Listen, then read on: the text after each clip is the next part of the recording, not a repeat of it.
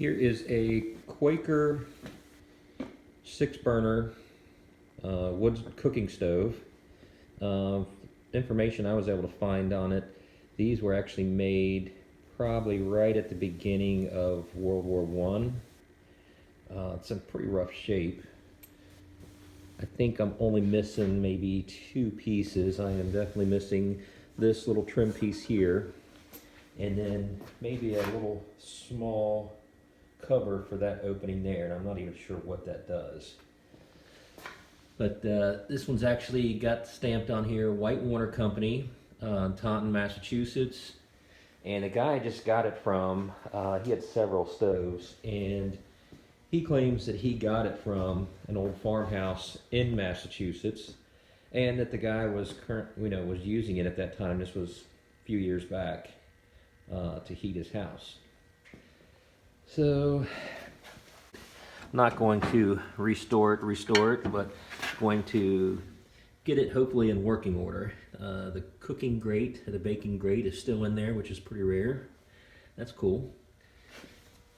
Definitely needs cleaned out. It is super rough. This one actually has a water jacket on the inside. And here are 2 pipes, threaded pipes here. And I have no information on how that works. So hopefully I can use this without hooking that up. Here's some other parts, and those go on the side here. This piece here, it's gonna have to be welded. This piece of cast is actually broke. So it's gonna be a long process. Everything is completely rusted, but it is pretty cool. So we'll see what we can do. So this got the top completely off. There's some of our pieces. Here's some pieces. And there is mice nest, junk everywhere. So we've shot back the top here. I'm going to finish shot back in the bottom.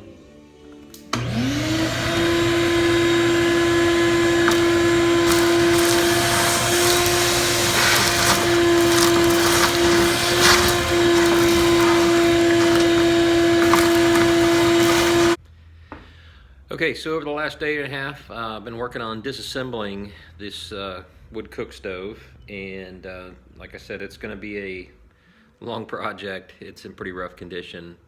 I've been giving my wife a hard time, and I made a comment earlier in the video about I have no use for it, but this is a pretty cool project, and I'm actually having a really good time working on it. I am hoping that this is going to be something that we can put into use. It's not going to be a full-on restoration like you would see, and it's just going to look beautiful and never get used. I want this to look good, but I also want it to be functional.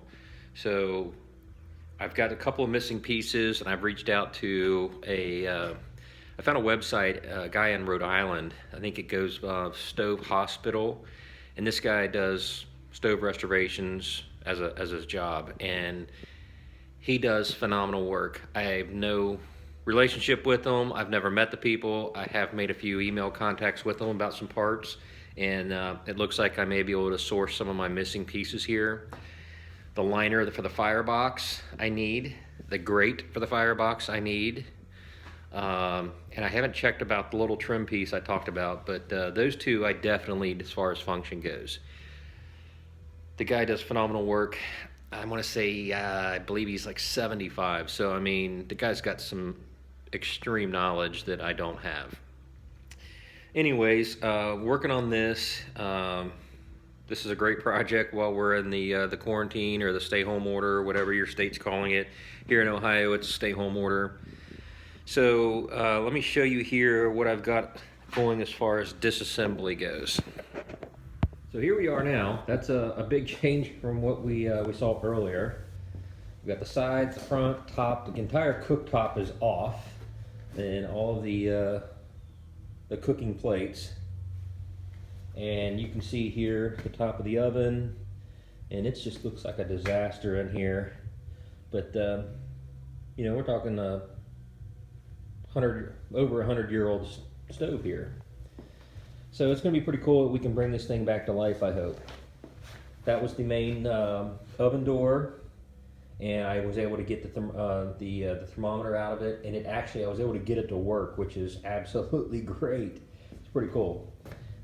Here are all the parts to the side. That is the bottom of the cooktop turned upside down.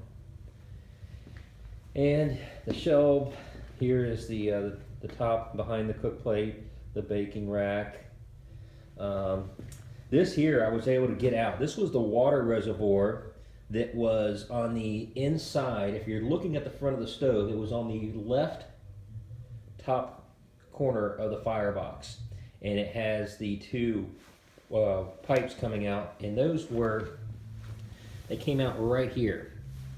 And you could hook that up to heat water, and it fit right up here. And I was able to get that out today. I have no use for that.